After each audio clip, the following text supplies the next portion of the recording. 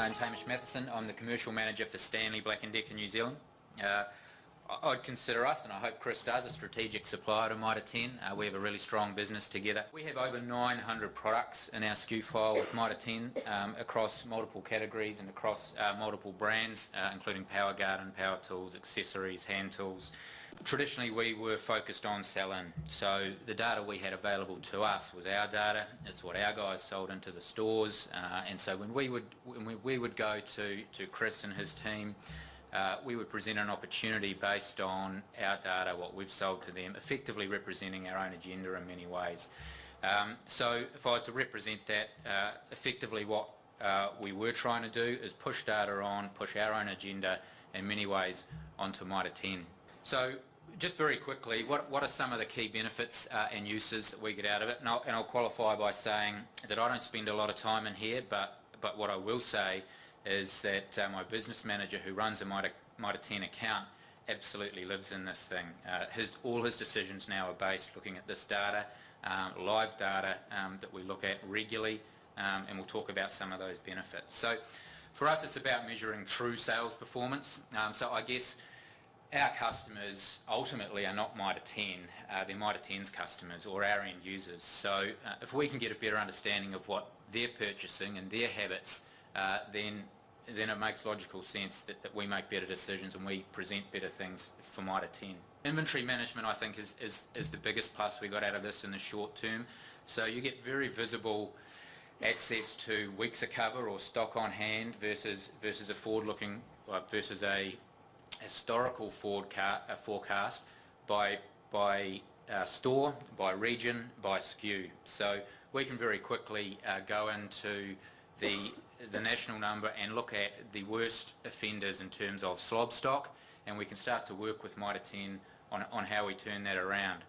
The beauty of this tool as well is then you can obviously break that down to region and you can break that down to store. So our expectation on our field sales now is that part of their store call is working with that store manager or the tool department manager and saying, well, hey, yes, we've got these sales opportunities, absolutely, but let's do something about these 5 products which are really just taking up the ability for you to buy more productive stock. The big one for us is sales opportunity identification.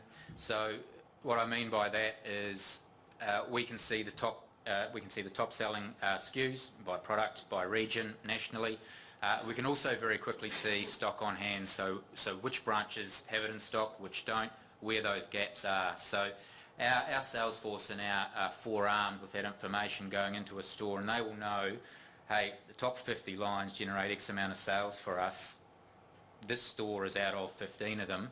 That becomes a pretty easy conversation to have with the store to make sure they've got the right stock at the right time. Regional performance, which is good to look at for us. That allows us to objectively measure the performance even within our own business for our field sales teams. So we look at an account like Mitre 10 outside of regional influences such as Christchurch and Auckland and areas that are really forging ahead.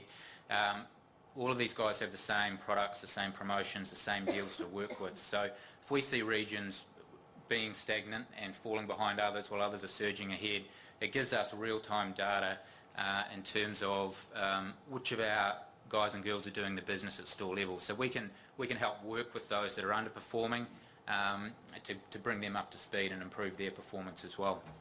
So for us what that does is really change that graph around. So Stanley Black & Decker as a supplier or a partner to Mitre 10 it really becomes a partnership. So that information flow is two-way and it's live and it's real and it's accurate. So it allows us, our sales negotiation and our opportunity identification, the whole process is much easier. So when we go to Chris and his team and sit in front of them, we've already done the research, we're talking their language, we know what's important to them, and we've already overcome those objections because we won't bring something to Chris and his team that we know is not going to fly because we know the data, we know what works, we know the stock they've got on their channel.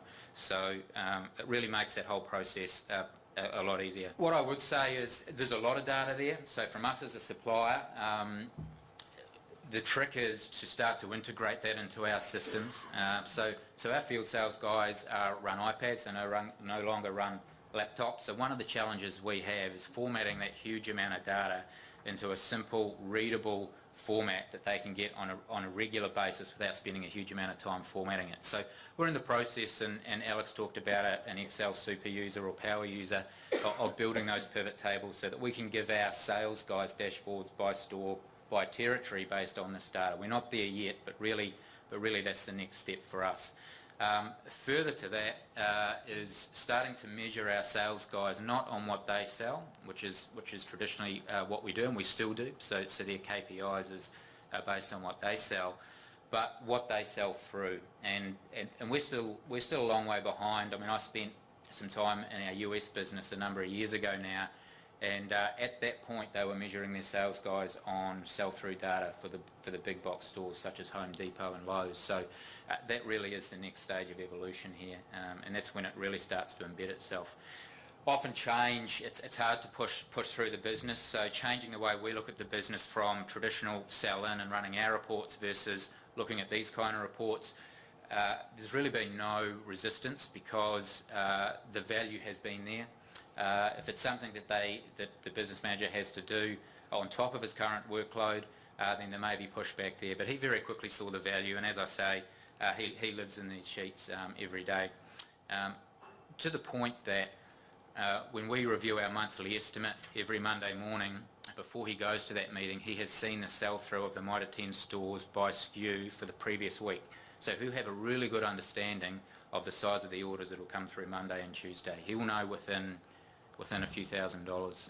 It's pretty accurate, and so that gives us real-time feedback, real-time information, as opposed to looking at something a month down the track when you've kind of missed your opportunity and it's too late to react.